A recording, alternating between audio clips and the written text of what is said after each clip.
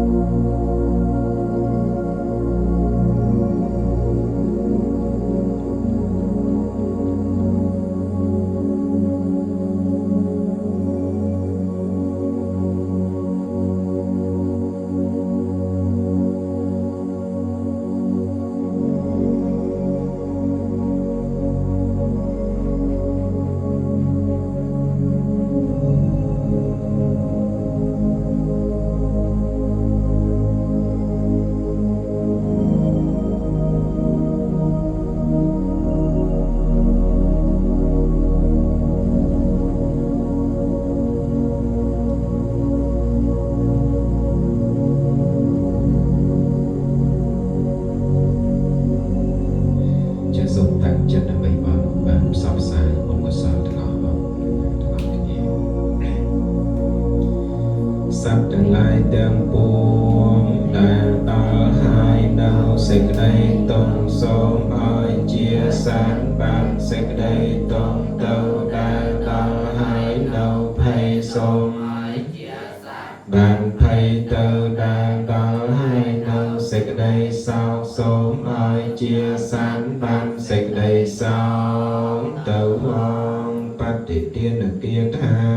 យ៉ាងកេញជាកុសលកម្មកាតាទាំងនមកាយេនវិចាននសាទិតសេសកតាំកតាំយេសន្តាសញ្ញិណោអថយេចសត្តាអសញ្ញិណោកតាំបញ្ញមហាសាពេភាគីភវន្តតេយេតាំកតាំសវិតិតាំតានាងបញ្ញផលាំមយេយេចតាធនជានន្តតេវាកំឡាសាពេលោកម្មមយេសត្តាជីវន្តាហារហេតុកម្មនញ្ញងកុសលំសាពេលផន្ទសាតេតជាខ្ញុំសាងសំអាតសំអានអង្កាយវាចាសំសុខសោភារួចពីទុក្ខាឆ្លងដល់ពលគឺនៅពៀនគ្រប់ជាន់គ្រប់ជាតិកុំឲ្យខ្ញុំឃ្លាតពីសិលនិងទានគុណិតខ្ញុំកើតកំណើតខ្ញុំមានដែលផលជាស្ពានដល់ឋានថ្លៃថ្លាសូមជូនទៅដល់មេដាបៃតាគុណគ្រូឧបជាយាចាគុណយតេកា7សន្តានជីដូនជីតារស់នៅក្តីណានៅម្ចាស់ចែកឋានសូមជូនកុសលកាត់កានសូមសុខសែនខ្សានដល់ឋានផុតតនដោយអនុភាពនៃកិរិយានមាសការថ្វាយបង្គំសូម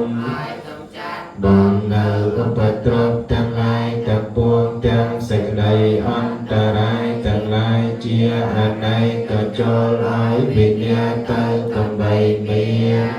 សេសសល់ឡើយអនុមោទនាបុណ្យ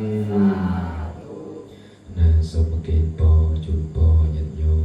កាលណាជាចាស់គ្រប់អង្គសូមបានសុខបានចម្រើនគ្រប់អង្គគ្រប់គ្នាសូមអនុមោទនា